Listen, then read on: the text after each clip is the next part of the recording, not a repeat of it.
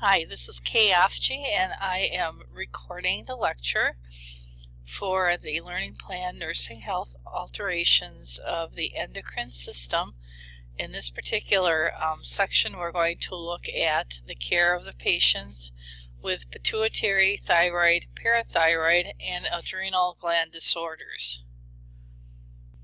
The first gland disorders that we're going to look at are the pituitary gland disorders. Again, remember that the pituitary gland is considered the master gland because it controls many functions in the body. And among the more common disorders of the pituitary gland are pituitary tumors, hypo or hyperfunction of the pituitary gland, diabetes insipidus, and syndrome of inappropriate antidiuretic hormone secretion. So first, let's look at the pituitary tumors. The etiology and pathophysiology are that the tumor of a pituitary is usually a benign pituitary adenoma. The etiology is not really clear, but we do know that it tends to affect women more often than men. Some tumors do not cause symptoms. Other tumors are large enough to increase pressure on the optic nerve, and this causes visual disturbances, which is usually one of the main symptoms that brings a patient in and they're diagnosed with the pituitary tumor. Signs and symptoms of this condition include headache because of the pressure of the tumor, and also visual disturbances, again because of the pressure of the tumor on the optic nerve area. Systemic symptoms are usually vague and can progress very slowly. Things like personality changes, weakness, fatigue, and vague abdominal pain can be present for up to years before the condition is really diagnosed correctly.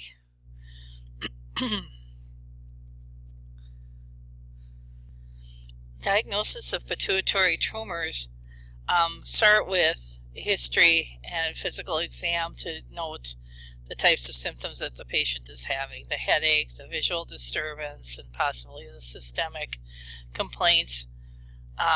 Diagnostic testing that is done to identify the extent of how far the tumor has grown or the location would be the magnetic resonance imaging, MRI. Again, and when we send a patient down for an MRI, we always want to make sure that they don't have any metal implants of any kind, pacemakers, things like that. And then also they can be sent down for a high resolution CT scan with contrast media. And again, a reminder that if your patient's going to have contrast media, you always want to assess for allergies to iodine and shellfish, seafoods, that type of thing. As far as treatment goes for pituitary tumors, in some cases, if it's small enough, they may decide to treat the tumor conservatively with hormone therapy that's designed to reduce the levels of hormone production in the pituitary. If the tumor continues to grow or presents serious hormonal imbalances, they can be treated. The tumor will be surgically removed, or it may be treated with radiation. Some specialists prefer just to remove the tumor itself, and after the gland is removed, then they will follow up with radiation to make sure that all the tumor cells have been destroyed. The surgery, called hypophyseectomy, is a surgical removal of the pituitary gland, and the usual approach to perform this surgery is done via the nose at the junction of where the gums and the upper lip are located. And I do have a picture, a slide, showing you how they go about doing the hypophyseectomy.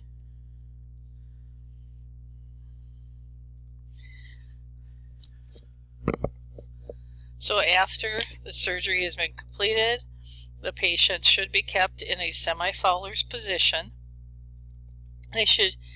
Their vital signs should be closely monitored, as well as their neurological status. Any changes in vision, mental status, or level of consciousness or change in strength should be reported immediately. Also, we monitor for complications such as diabetes insipidus, which we'll talk about a little later. A nasal drip pad is placed and changed as needed. Initially, you would expect the drainage to be bloody or mucus-like. Any kind of clear, watery drainage should be reported because that could indicate that there's leaking from cerebrospinal fluid. Nasal packing is usually kept in place for 2 to 3 days, so the patient has to breathe through their mouth. Okay, so after surgery, we teach the patient that it's important not to brush their teeth, cough, sneeze, try to blow their nose, or bend forward, because this can all interfere with the healing process. The nurse may assist the patient with mouth rinses and encourage them, of course, to do their hourly deep breathing exercises to prevent pulmonary problems such as pneumonia. Now let's look at the hypofunctioning of the pituitary gland. It's a rather rare disorder, and it's usually characterized by a decrease in the level of one or more of the pituitary hormones. Most common, again, cause of hypofunction of the pituitary gland is a tumor, but it can also be caused by autoimmune disorders, infections, or destruction of the pituitary gland. In some instances, rare instances, it can be a serious postpartum complication known as Sheehan's syndrome, which involves the infarction of the gland because of postpartum hemorrhaging. The most common pituitary hormone deficiency involves a decrease in the amount of growth hormone and gonadotropins that are secreted. So this decrease will result in metabolic and sexual problems. A decrease in growth hormone will lead to short stature in children, and in adults it leads to an increase in bone breakdown, which can result in osteoporosis. The decrease in gonadotropins may lead to testicular failure in males and ultimately sterility.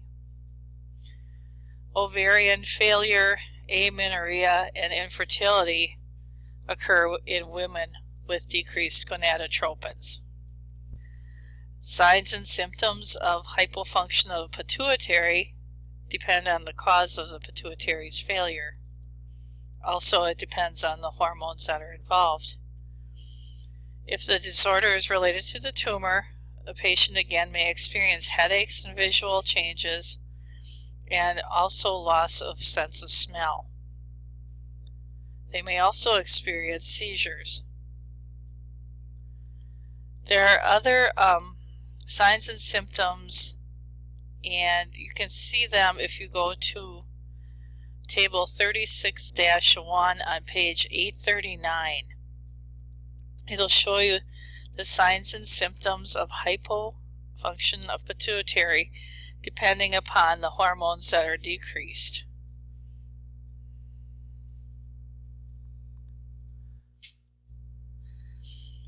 Diagnosis of the pituitary gland hypofunctioning is made based again on history and physical exam and diagnostic studies such as the MRI and CT scan, just like we mentioned when we talked about the pituitary tumor.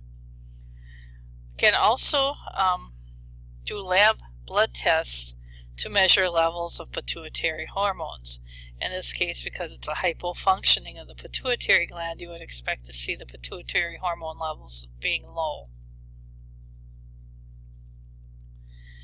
Treatment of the hypofunctioning of pituitary gland, of course, is lifelong and involves replacement of the affected hormones. So if the growth hormone is decreased, then they would receive somatotropin subcutaneously to replace the growth hormone. Gonadal hormone therapy is offered for people who are, for men who have low testosterone, and estrogen and progesterone is often offered to women who have, of course, low levels in those sexual hormones. If the disorder is caused by a tumor, surgery or radiation can be performed, followed up again by hormone replacement therapy. Nursing management involves recognizing signs and symptoms of hypofunctioning of the pituitary. You need to teach the patient about lifelong hormone replacement therapy, including how often and how to take the hormone replacements, what side effects may be involved, and what need to be reported, as well as medical follow-up. Okay, the next disorder of the pituitary gland is a condition known as diabetes insipidus, and the main character of diabetes insipidus, or DI, is the production of copious amounts of dilute urine. DI results from a decreased production of antidiuretic hormone, and this hormone regulates reabsorption of water in the kidney tubules. So because there isn't enough of this hormone, the water is just being secreted via the kidneys. Because the water is not reabsorbed into the tubules and then is excreted. The most common form of DI is central and nephrogenic. Central DI occurs after trauma or surgery in the area of the pituitary, and it can be temporary or it may be permanent. Nephrogenic DI is caused by hypercalcemia or lithium toxicity, which causes the kidney to be resistant to the effects of antidiuretic hormone. The two lesser common types of DI are gestational and primary polydipsia, otherwise known as dipsogenic DI. Dipsogenic DI is often associated with patients who have conditions such as schizophrenia, where they continuously drink water, extreme amounts of water, and that causes, the extreme urine output. The signs and symptoms of diabetes insipidus are that the patient experiences a profound diuresis.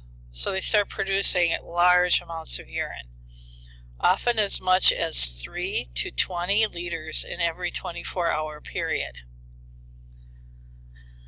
They experience other symptoms such as thirst, weakness, and fatigue. Fatigue often resulting from the fact that they have to get up to use the bathroom at night because of the nocturia. They also show signs of deficient fluid volume. So you're going to see things such as tachycardia, hypotension, weight loss, constipation, and very poor skin turgor, because they're not able to retain the fluids that they're taking. They're secreting or excreting all the water that they're taking in.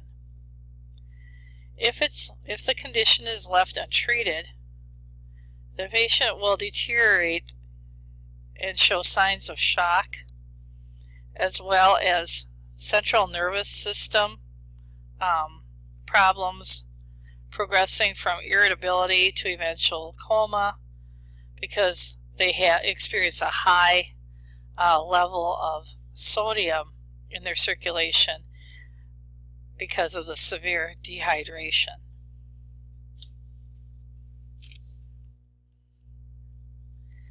The diagnosis of this condition, again, is based on a complete history and physical. The laboratory tests that can be done include urine and plasma osmolality and urine-specific gravity. So you would expect that the urine-specific gravity would be extremely low because the urine is so dilute. The plasma osmolality, of course, would be high because the patient's circulating volume is so low. The fluids are being excreted so that the patient's dehydrated.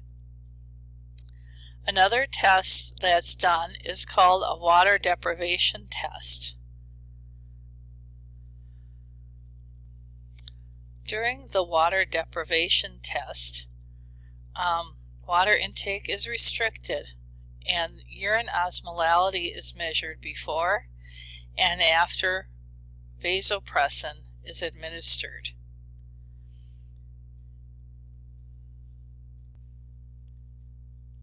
In neurogenic DI, there is no rise in the urine osmolality with the water restriction, but there is a rise in the urine osmolality after the vasopressin is administered. In nephrogenic DI, there is no rise in urine osmolality after water deprivation or vasopressin administration. So the test is done to differentiate between whether or not the diabetes insipidus is caused by neurogenic problems or because of nephrogenic concerns. The treatment for DI is the replacement of fluids and electrolytes, along with hormone replacement therapy. Oral intake of fluids is encouraged to replace the fluids that are lost via the massive diuresis. And in some cases, the fluid intake can be supplemented by IV fluid infusions.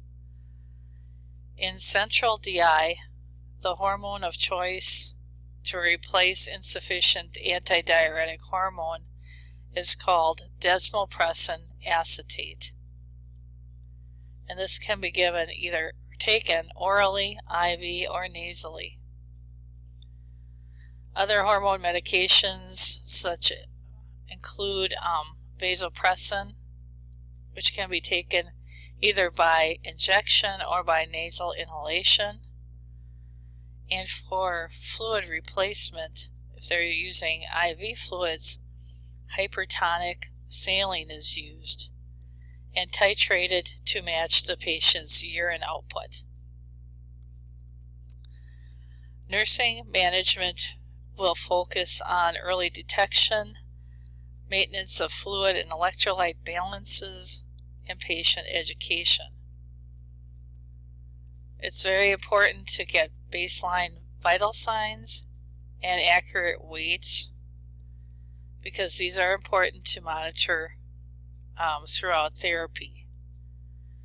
Strict intake and output monitoring, even hourly, is essential to correct the fluid losses and to be able to titrate the IV fluid replacement. The next condition that we'll look at as far as pituitary disorders is syndrome of inappropriate antidiuretic hormone, or SIADH. This syndrome is actually the opposite of what you would see with diabetes insipidus. In this case, excessive amounts of antidiuretic hormone are produced, and this results in fluid retention, as opposed to the massive diuresis in DI. Many factors cause SIADH. These factors can include malignancies and tumors, again, pressing on the pituitary. Signs and symptoms of SIADH include confusion, seizures, loss of consciousness accompanied by weight gain and edema. Hyponatremia because of the fluid excess in circulation can result in serum sodium levels of less than 120 milliequivalents per liter. This will result in muscle cramping and weakness, and of course the patients will experience a very diminished or decreased urine output. Here's the concept map that's in your book on page 841, where at the top we have the syndrome of inappropriate antidiuretic hormone, which causes an increased level in the antidiuretic hormone, which results in increased renal tubule permeability to water, which then results in an increase in water reabsorption. This water reabsorption then results in a low urine output or urine volume,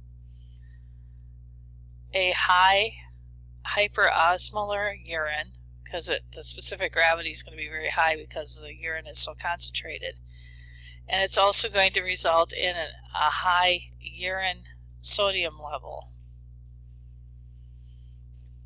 To the right of water reabsorption, we see an increase in blood volume because of the increased circulating fluid volume, an increase in the serum hypoosmolality, so you're going to see a very dilute circulating serum, and a very low sodium level because, again, of the high fluid volumes in the circulation. So because of that, it's going to dilute your sodium level, so you'll see low sodium levels. These result in signs and symptoms of anorexia, nausea and vomiting, irritability, confusion because of low sodium, disorientation, as well as seizures because of the electrolyte imbalances. Diagnosis is made based on performing urine and serum osmolality tests at the same time. The results will demonstrate there's going to be a decrease in serum osmolality and an elevated urine osmolality. So there's going to be a more concentrated urine if the patient has SIADH. And this indicates the inappropriate excretion of concentrated urine in the presence of a dilute serum. So that instead of getting rid of the fluids are being put back into circulation, so the patient's going to have fluid volume excess. Lab tests to support the diagnosis include a decrease in their blood urea nitrogen, a decrease in hemoglobin and hematocrit, and creatinine clearance because of the excess fluid again in circulation. Treatment of SIADH is of course aimed at correcting the underlying cause. So we're going to see fluid restriction of 500 to 1,000 milliliters of fluid per day. Patient's going to receive sodium chloride and diuretics. So sodium chloride to increase the sodium level, and diuretics to get rid of the excess fluid. And then also demaclocycline, which increases the excretion of water.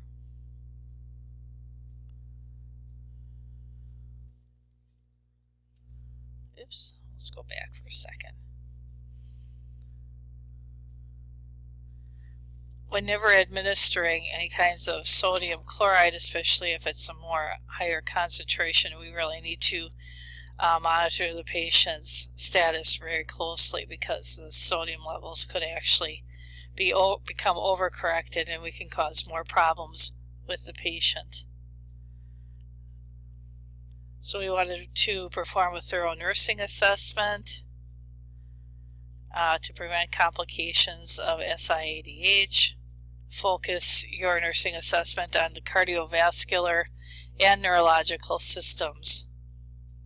And remain alert to the possibility of going from fluid volume excess to fluid volume, impaired fluid volume or decreased fluid volume. Notify the healthcare provider for any changes in level of consciousness. Electrolytes may be monitored as often as several times per day, and then of course daily weights are going to be measured to measure fluid balance as well.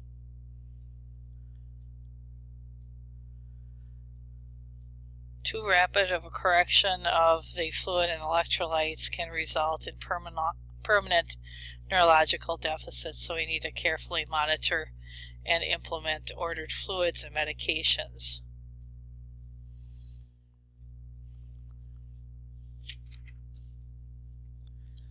Okay, on your screen you see a concept map which is also located on page 842 of your textbook.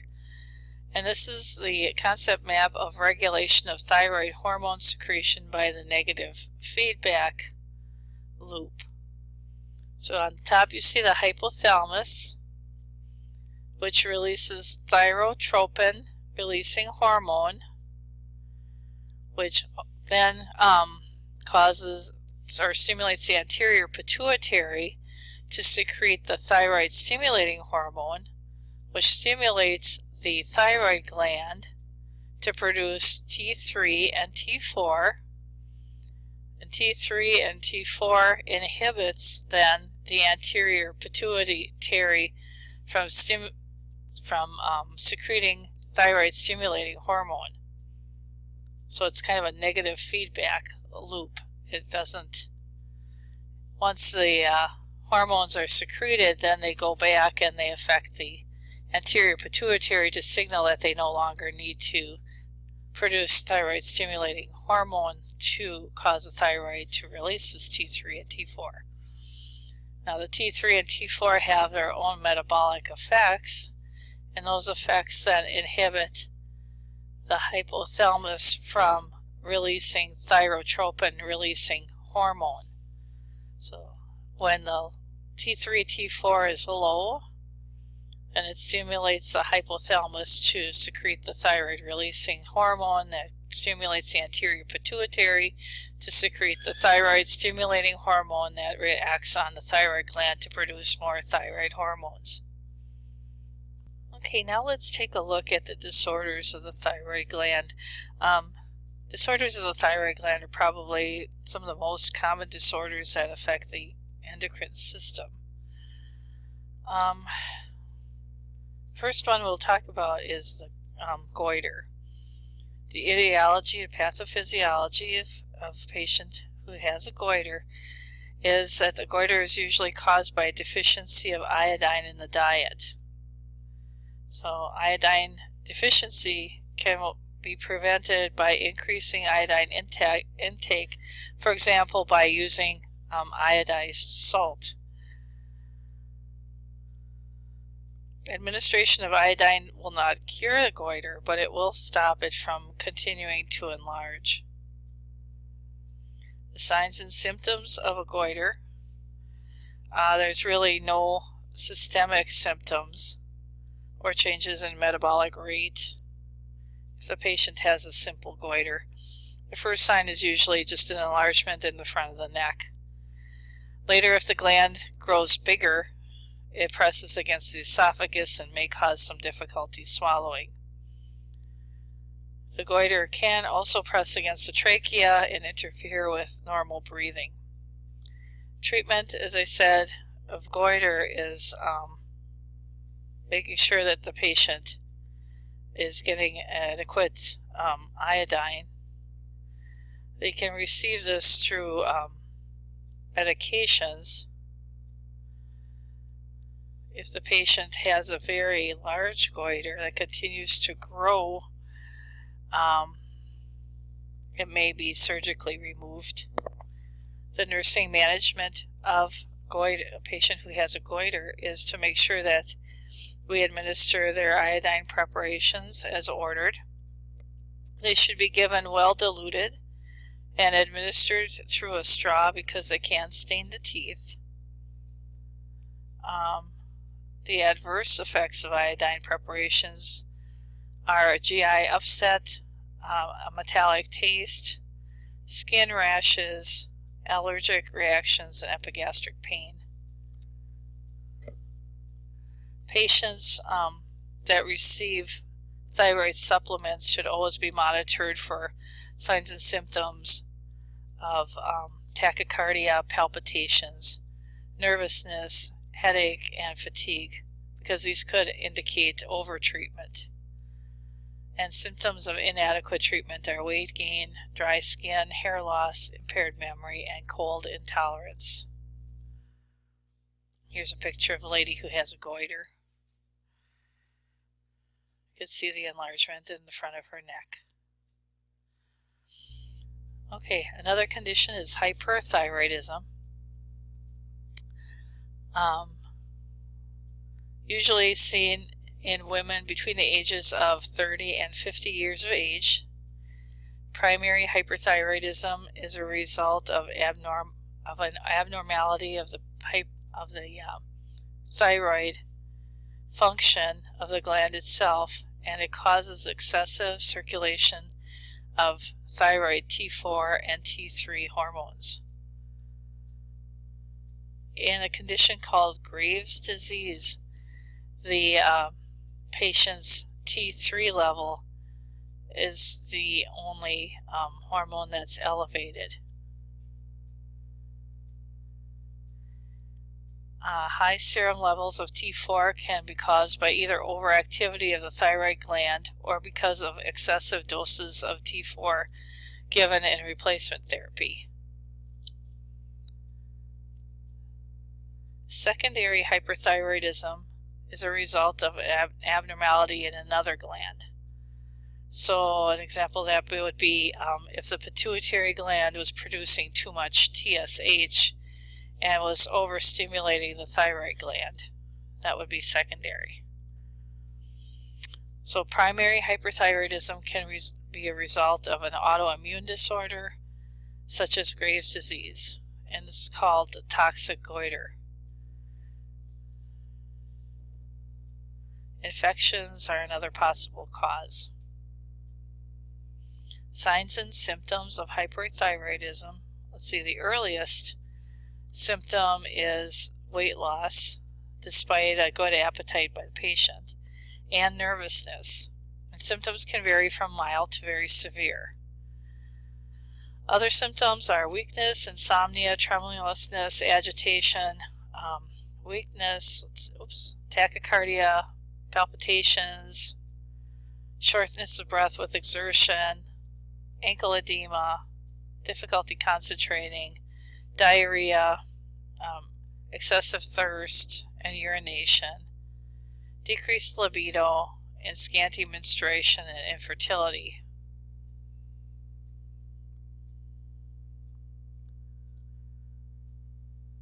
If hyperthyroidism is not diagnosed correctly and continues untreated for a length of time, patient can develop cardiomyopathy, heart failure, and cardiac-related death.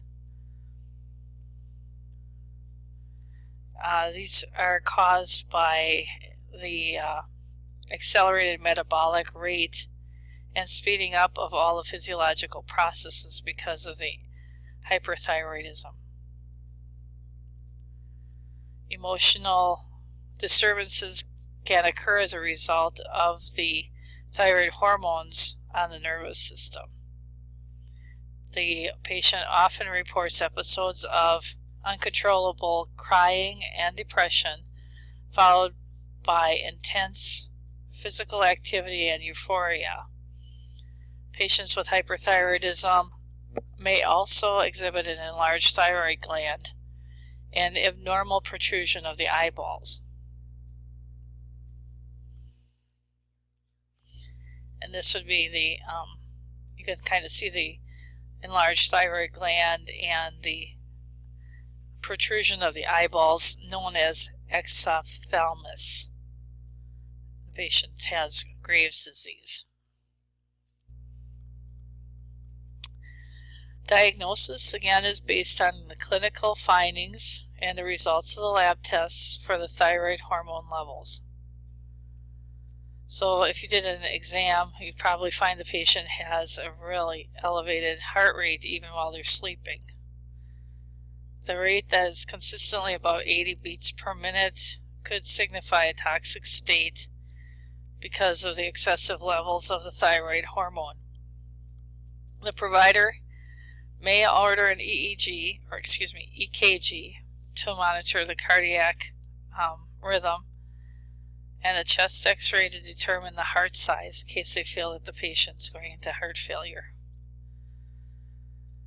Treatment would include administering radioactive iodine and antithyroid drugs. They may also include mild sedatives and beta-adrenergic blocking agents to control tremor and temperature elevation, as well as controlling the restlessness and the tachycardia. Antithyroid drugs are prescribed initially for treatment. The patient has to take the antithyroid drug at the prescribed time and strictly according to schedule. The radioactive iodine is also known as an ablation therapy because it destroys the thyroid tissue. Of course, it's going to be contraindicated in pregnant and nursing women because it can disable the thyroid gland in the fetus and the infant. The disadvantage of ablation therapy is that the patient then may experience hypothyroidism because of the treatment being over-effective. The hypothyroidism can occur immediately after treatment, or it can occur long after the treatment is completed, so the patient has to have ongoing follow-up.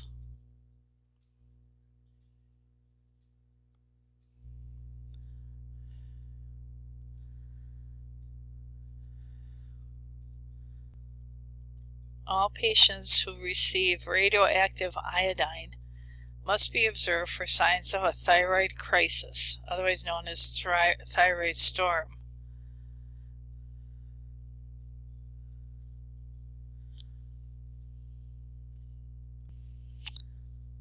Other things to be aware of if the patient is being treated for hyperthyroidism is the patient's diet should be sufficiently high in calories because the patient has a higher metabolic need because all of his systems seem to have increased.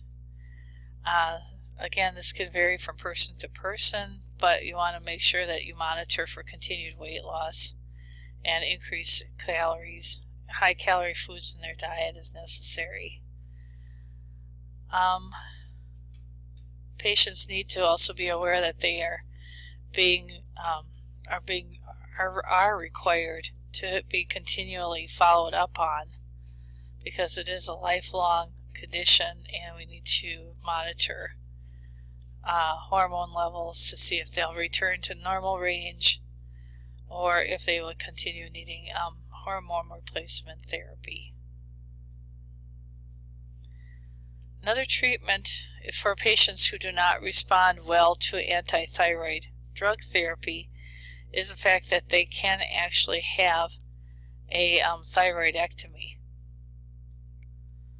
If a patient has a thyroid malignancy, of course, they will experience a total thyroidectomy. If they are experiencing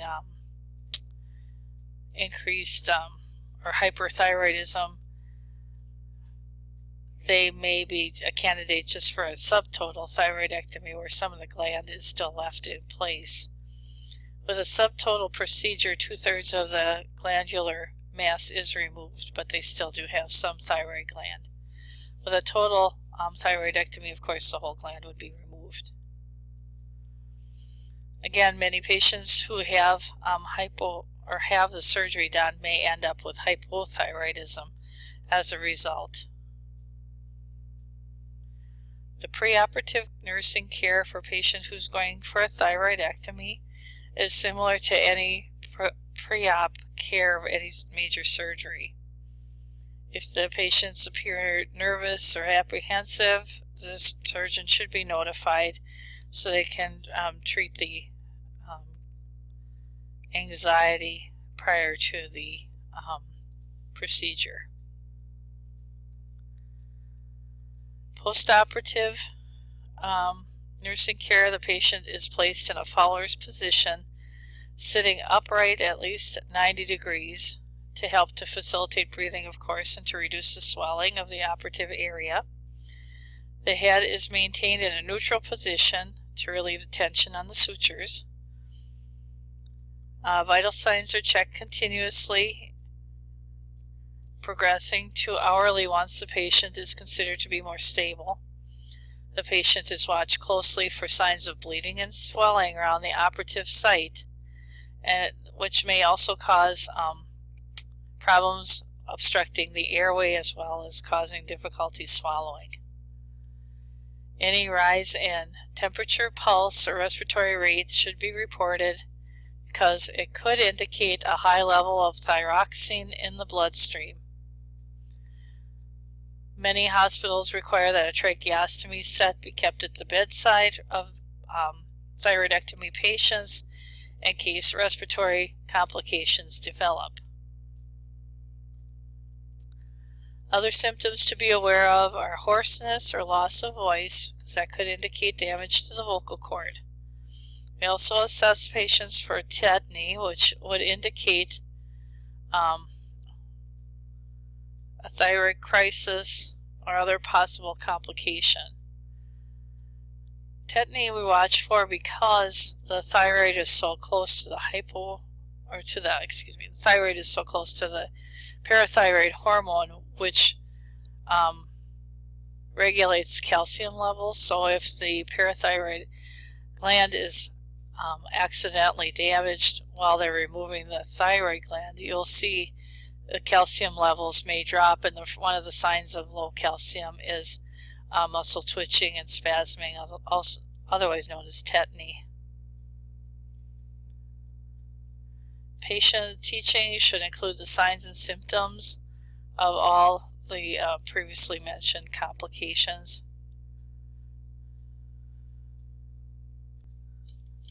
Thyroid storm, or thyroid, otherwise known as thyroid crisis, is another complication of a thyroidectomy. The condition is caused by a sudden increase in the output of thyroxine caused by the manipulation of the thyroid as it's being removed. So because of the actual procedure itself and the manipulation of the gland can release a high level of thyroxine.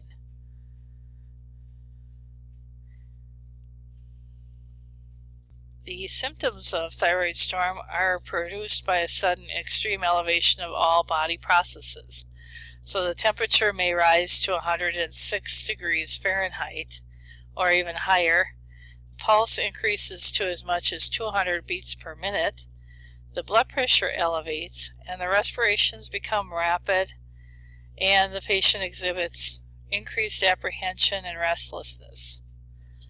Unless the condition is relieved, the patient quickly progresses to coma and to death from heart failure. So the treatment of thyroid crisis needs to begin immediately after the first symptoms are noticed. Measures to reduce the temperature are instituted, and cardiac drugs are given to slow the heart rate, and sedatives are given to reduce the restlessness and anxiety. Adequate fluids must also be given because of the increased metabolic rate, or else profound dehydration will occur. And on the screen you see common causes of thyroid storm besides the thyroidectomy: administration of drugs or dyes containing iodine, childbirth, congestive heart failure, diabetic ketoacidosis, inadequate hormone replacement, infection, pulmonary embolism, severe emotional distress, stroke, and of course, like we said, the trauma of surgery. Again, treatment of the thyroid storm, reduce the temperature, cardiac drugs to slow the heart rate, and sedatives to reduce anxiety and restlessness. Okay, now let's take a look at hypothyroidism. And hypothyroidism can be caused by an inflammation of the thyroid gland, otherwise known as thyroiditis, that damages the tissue. Can be caused by iodine deficiency, a decreased thyroid stimulating hormone secretion, hypothalamus dysfunction, and atrophy of the thyroid gland, or by treatment of hyperthyroidism that results in destroying too many thyroid cells. Okay, signs and symptoms of hypothyroidism. If children have hypothyroidism, they have delayed physical and mental growth and become very sluggish. Adults who have myxedema, which is very low thyroid production, have a decrease in appetite but an increase in weight because of the slow metabolic rate. Other signs are bagginess under the eyes and swelling of the face. They have a tendency to be lethargic and to sleep for abnormally long periods during the day and during the night. Speech may be slurred, and the individual may appear sluggish in mental and physical activities. Other signs are cold intolerance, constipation, abdominal distension, flatulence, impaired memory, depression, husky voice, thinning eyebrows, hair loss, brittle nails, and GI symptoms. Because of the decreased peristalsis activity, can actually lead to paralytic ileus if the condition remains untreated. In older adults who exhibit lethargy, slow thought processes, and lack of enthusiasm could be demonstrating signs of hypothyroidism rather than a brain disorder such as dementia. And hypothyroidism is particularly common in the older women. Diagnosis is based on clinical signs and symptoms as well as laboratory tests. So they'll check for serum levels of thyroid hormones and thyroid stimulating hormone. Hypothyroidism can be treated with replacement of thyroid hormones, and this can be done quite effectively. The dosage is gradually increased until the proper levels have been reached. Most patients will show remarkable improvement in their symptoms within a short time. Nursing management, the patient who has chronic hypothyroidism has very rough and dry skin, so they will need to have their skin lotioned to prevent cracking and peeling of the skin. They also may require extra warmth because they often suffer from cold sensitivity. And it's important to make sure that they receive their thyroid medication every day. Initially, don't rush the patients with hypothyroidism or give them the impression that they're being sluggish. Take some time to provide cares and spend time with the patient. Okay, as far as thyroid medications go, Joint Commission has a national safety or patient safety goal that nurses should increase awareness of look-alike and sound-alike products and help the patient to recognize the exact name and the purpose of their medications. Thyroid medications should not be changed by the patient to the cheapest generic brand because even the slightest variation in the level of hormone can be dangerous. So prescriptions should be labeled no substitutions, and the patients should be aware that they can't exchange medications, different types of medications or generic brands, because there is a difference in the amount of thyroid hormone in those medications. When we look at myxedema, it's a rare condition, but it is life-threatening and is usually caused by patients with hypothyroidism that abruptly withdraw their thyroid medication. It Can also be caused by acute illness, anesthesia, and use of sedatives and narcotics. Signs and symptoms are loss of consciousness along with hypotension, hypothermia, respiratory failure, hyponatremia, and hypoglycemia. The treatment for myxedema is to give an IV administration of levothyroxine, fluid replacement, and maintenance of an airway, a patent airway. IV glucose can be administered for hypoglycemia, and corticosteroids and warming measures be instituted. Okay, and then we have thyroiditis, which is an inflammation of the thyroid gland. There are different types. First of all, acute is an infection, is infection related. Subacute is related to an upper respiratory viral infection. And chronic, which is the most common type, is an autoimmune condition. It's also known as Hashimoto's thyroiditis. That's the one that's most common. Usually affects women between the ages of 30 to 50 years of age. The body itself produces antibodies against the thyroid, which in turn try to destroy the gland. The reasons behind the autoimmune thyroiditis are not fully understood. However, there seems to be somewhat of a genetic disposition for the condition. If a patient has this condition, they may experience a painless enlargement of the thyroid gland and may experience problems swallowing caused by the inflammation of the gland. In the initial stage of the condition, the gland will overproduce thyroid hormone, and the patient may exhibit signs of hyperthyroidism. Then as tissue destruction occurs, the patient will develop more of a hypothyroid condition. Diagnosis is made based on TSH levels and thyroid hormone levels. Treatment for the disease basically is thyroid hormone replacement therapy, and thyroid function is evaluated regularly to determine the effectiveness of the treatment.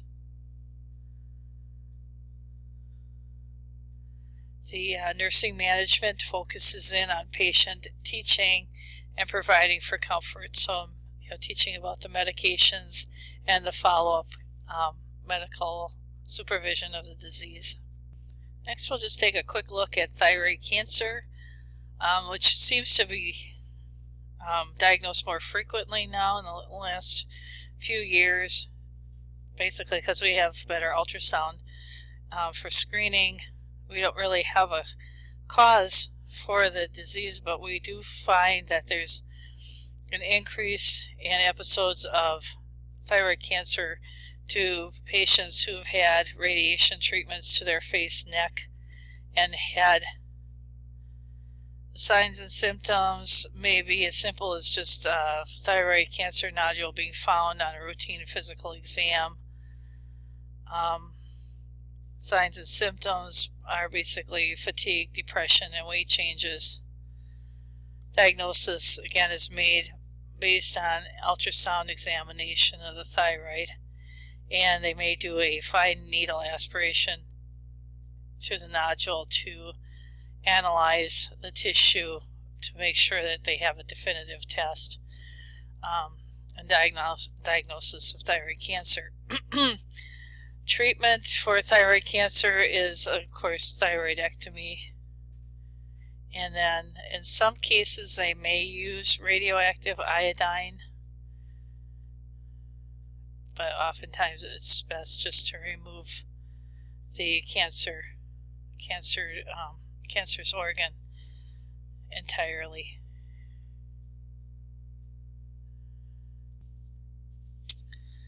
Next, we're going to look at the disorders of the parathyroid gland.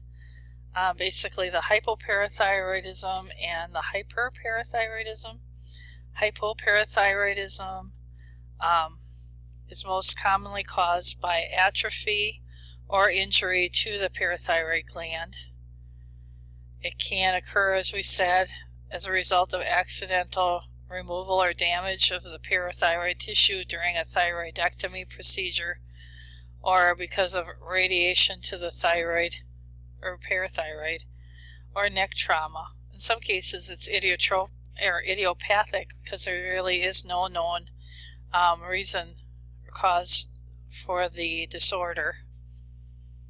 The condition results in a deficiency of the parathyroid, which causes a drop in the serum calcium levels as well as an increase in the phosphorus levels. So to assess for the drop in serum calcium levels, we can do what's called a Chavastic sign, where it manifests itself as muscle irritability when the facial nerve is gently tapped. So if you tap on the side of the face, you'll see muscle twitching. And then the Trousseau sign manifests itself as a carpal spasm. So it's elicited by inflating a blood pressure cuff 20 millimeters of mercury above the systolic blood pressure. And when you do that, you'll notice all of a sudden that the arm will contract and it'll go into spasm.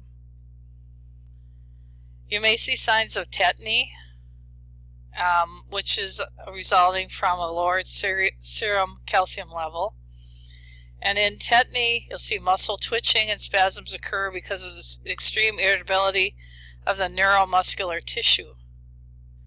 If calcium levels continue to fall, the patient will suffer from convulsions and cardiac dysrhythmias. Diagnosis of hypoparathyroidism is based on physical exam as well as lab data.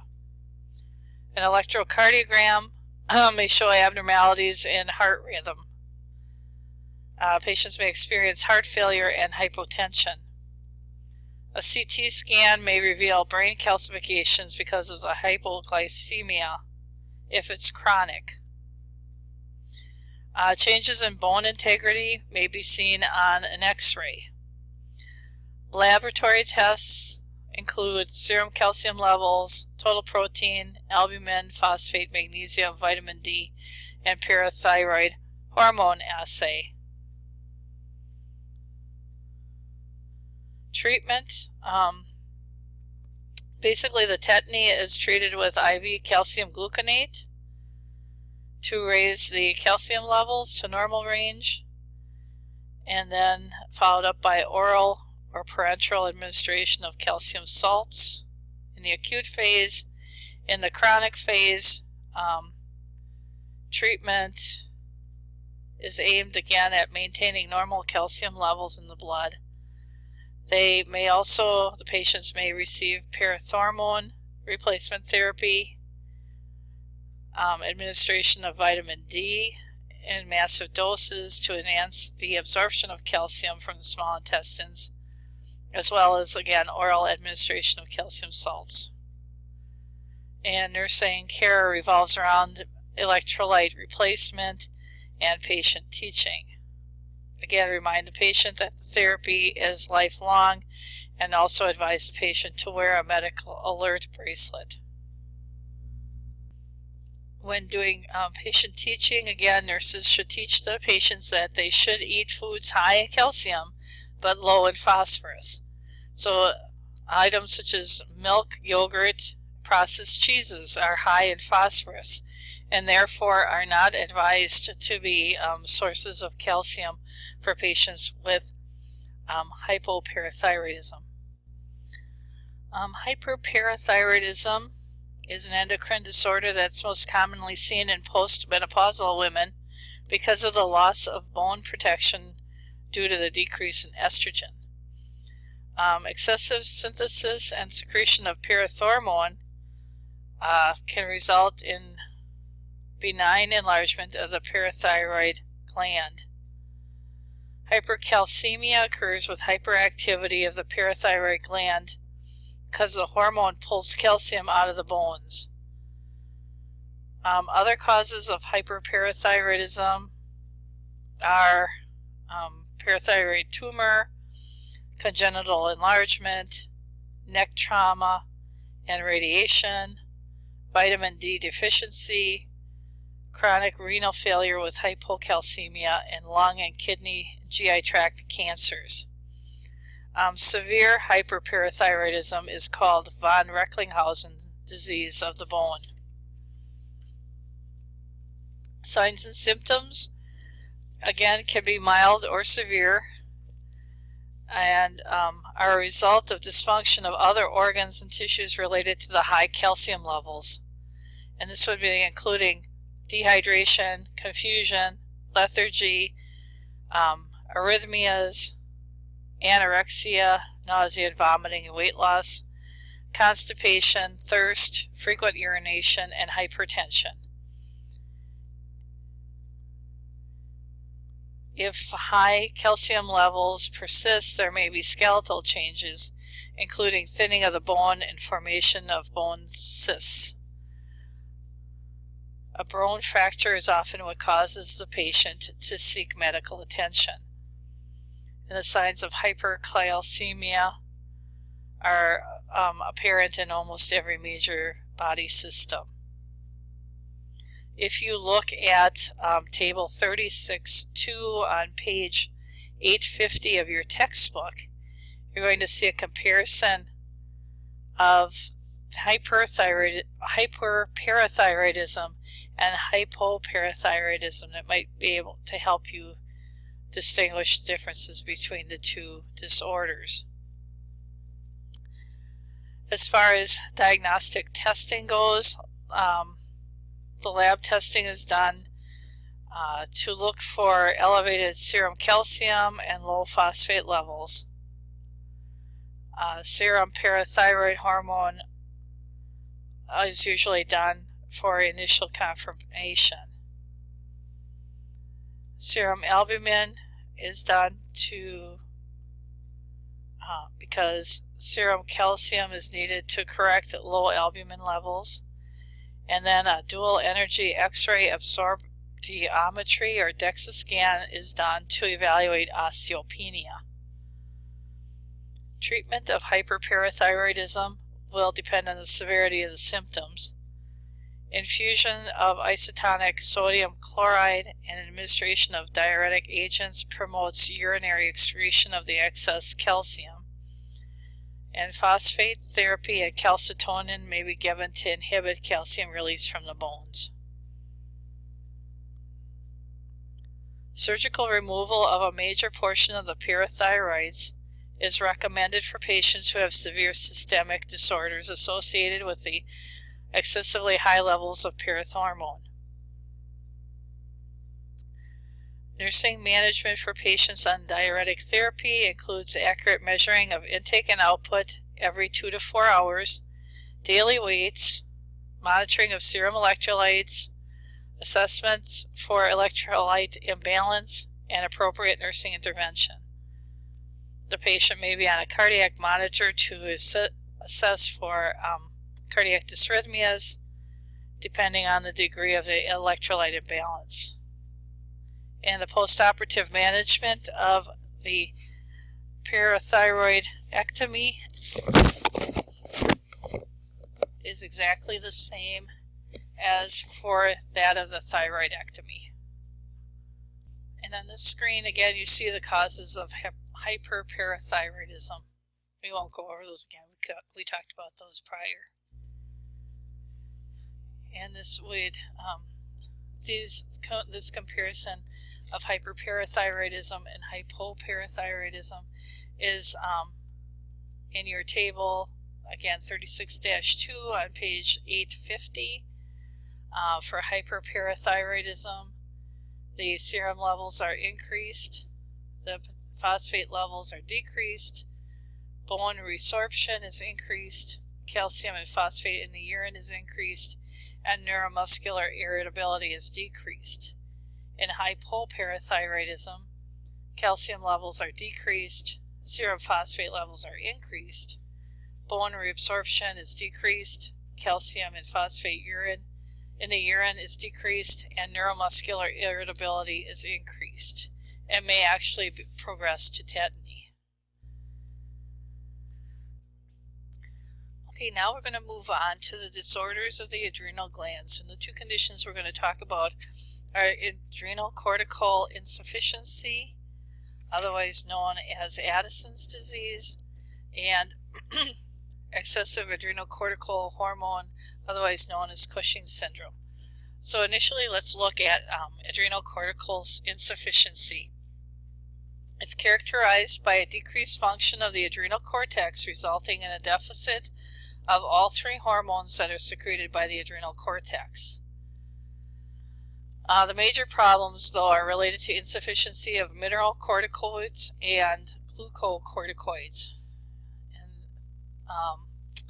The insufficient production of adrenocortical hormones can result from a disorder affecting the adrenal cortex itself, primary insufficiency, or from a disorder that affects the pituitary gland that stimulates the adrenal secretion, secondary insufficiency.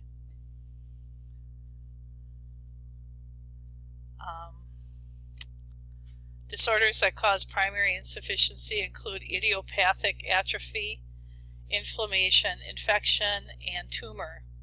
And secondary insufficiency occurs when the pituitary gland fails to secrete ACTH because the gland is underfunctioning or was surgically removed, or after abrupt withdrawal of steroid therapy.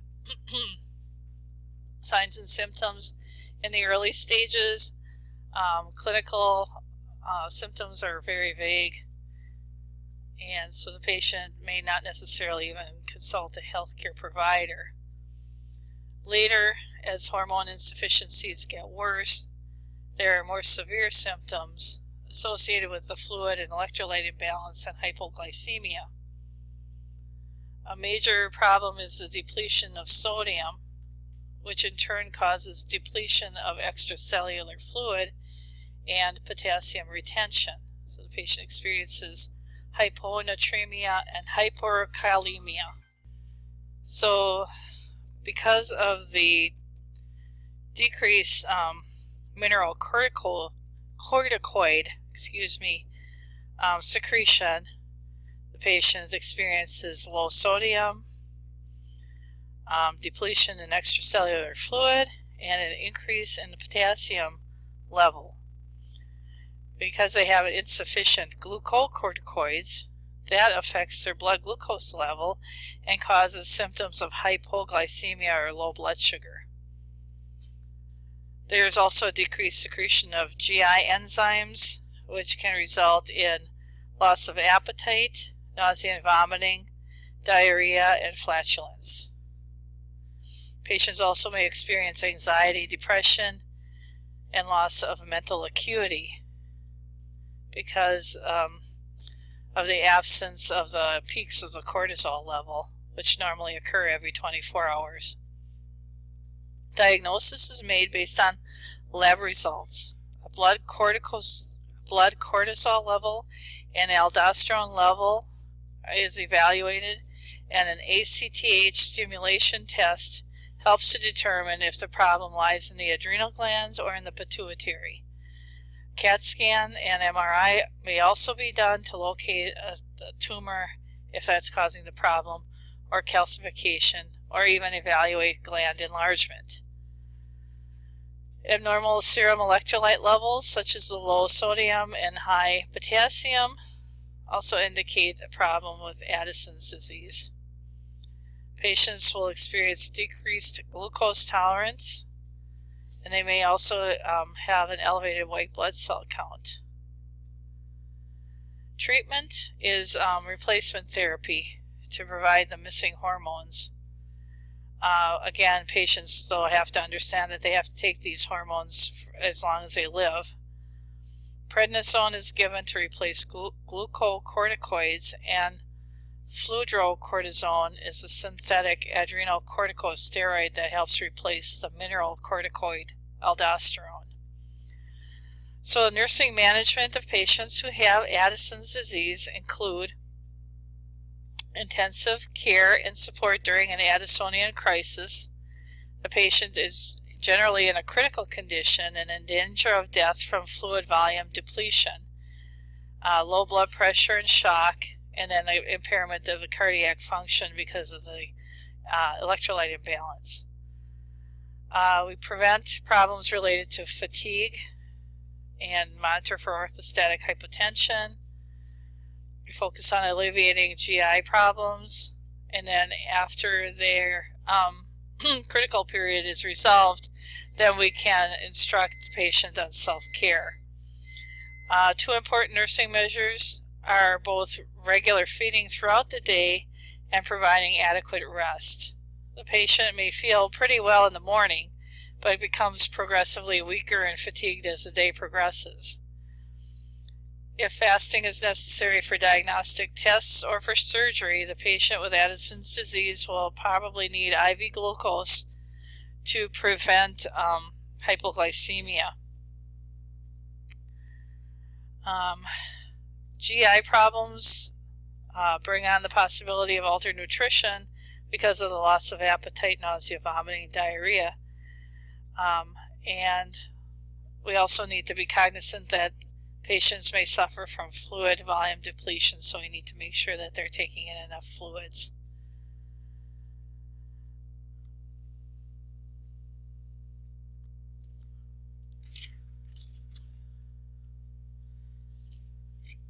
Okay, I think we covered almost everything here.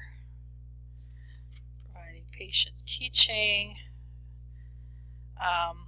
Patients also should avoid physical stress whenever possible and learn effective coping mechanisms to deal with emotional stress.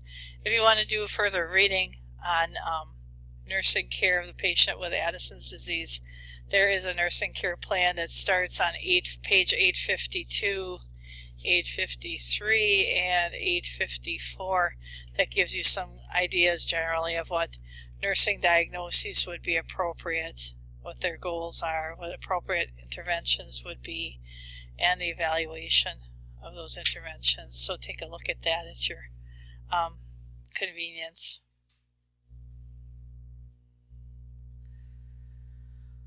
Okay, now let's look at Cushing's disease, also known as excess adrenocortical hormone syndrome. Okay. Cushing's disease is a rare disorder. The symptoms are manifestations of excess levels of hormones from the adrenal cortex. So we have excessive secretion of ACTH by the pituitary that may cause this. A secreting tumor of the adrenal cortex may also cause Cushing's syndrome. Ectopic production of ACTH by tumors outside the pituitary, such as lung cancer, can cause Cushing's syndrome. And then we have iatrogenic Cushing's syndrome that is resultant from prolonged steroid therapy. And this is probably the most common cause of Cushing's syndrome. Signs and symptoms of Cushing's are, painful fatty swellings in the intrascapular space, otherwise known as that buffalo hump, and facial area, also known as a moon face. Patients may have an enlarged abdomen with thin extremities, bruising, even with just minor traumas, impotence, amenorrhea, hypertension, and weakness from abnormal protein catabolism with loss of muscle mass. And that all results from too much of the hormones produced from the adrenal cortex. Patients may also experience unusual growth of body hair and streaked purple markings in the abdominal area. And patients with Cushing's syndrome may also have a familial predisposition to diabetes, especially diabetes type 2. Diagnosis is established based on laboratory findings. So you'll see high levels of plasma cortisol rather than the 24-hour fluctuations where it peaks and then it drops. It'll constantly have a high level of cortisol in circulation. Treatment is done by microsurgery on the pituitary gland, or if it's as a result of an adrenal tumor, then removal of the adrenals is required. So then after the surgery is done, then the patient needs to have glucocorticoid replacement done as necessary.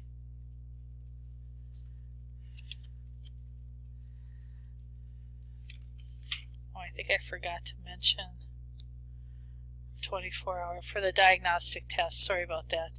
Besides monitoring the plasma cortisol levels, a 24-hour urine test should also be performed. If a cortisol level is elevated, then a dexamethasone suppression test will be ordered, and the patient's given a steroid at night, and blood and urine cortisol levels are measured then in the morning. And what they're basically looking for is that because the extra dose of cortisol was given in the evening, then when they draw the blood levels in the morning, they should see a suppression of the cortisol level. And if that suppression does not occur, then there's a high suspicion that the patient has an adrenal tumor that's causing an overproduction of the adrenocortical hormones, because normally once the level peaks, it should drop normally, and in this case that did not happen. Okay, nursing management of Cushing's syndrome primarily is concerned with helping them cope with the systemic problems caused by the disorder. They may have psychosocial concerns because of the emotional lability and depression that occur. The patient will need instruction on the symptoms, and usually with the appropriate treatment, the symptoms may improve within 2 to 12 months of starting the treatments. Again, they will need to be continuously evaluated as to the effectiveness of their treatment. And in this picture, you see the common characteristics of a patient who has Cushing's syndrome. Characteristically, the buffalo hump and the moon face probably are the most characteristic symptoms of Cushing's syndrome, but then you see the thin extremities, the muscle atrophy, the abdominal stray, obesity, acne, thinning of the hair. Very similar to the side effects you see of a patient who's on long-term steroid treatment.